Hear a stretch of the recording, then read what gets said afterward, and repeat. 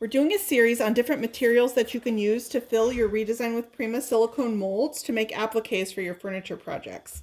So the one we're going to talk about right now is the Prima Marketing Paper Clay. It comes in a package like this, and once you open it up, you'll have a block. This is what your paper clay looks like. It's fairly hard when it first starts out. To make it more pliable, you can just add a spray of water. As you can see, I've been working with some paper clay in my hands. This is one of the messier options to make your molds out of. So before I put it into my mold here, I like to dust my mold. And the reason I do this is to make it easier to pop the applique out of the mold once it's dry. So I just use cornstarch for that. I brushed it in with a soft bristle brush, and I just brushed it with some cornstarch. So now I'm going to take my paper clay that I've softened with a little bit of water, and I'm going to start working this into my mold. So I'm using the palm of my hand and quite a bit of pressure to press that in there. And then once I've got it filled, I like to start out with more paper clay than I know that I'm going to need, and then I can start taking off the excess once it's filled.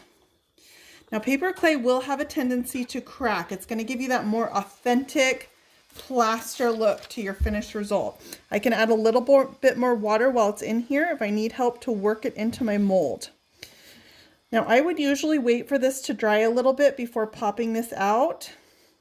You can also take a tool like a credit card or anything with a flat edge really,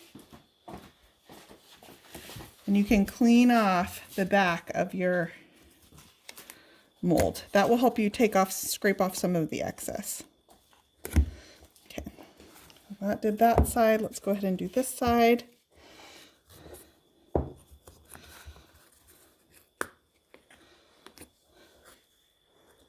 And then I'm going to smooth it back out again with a little bit of water. And then we'll try to pop this out.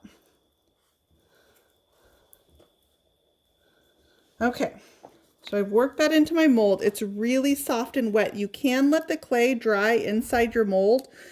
Because I dusted it with that cornstarch, I can just start working the mold around my flower, and it's going to start popping right out.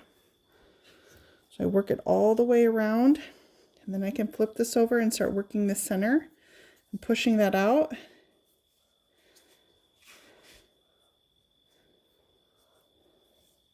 And there's my finished result, which is an applique made with paper clay.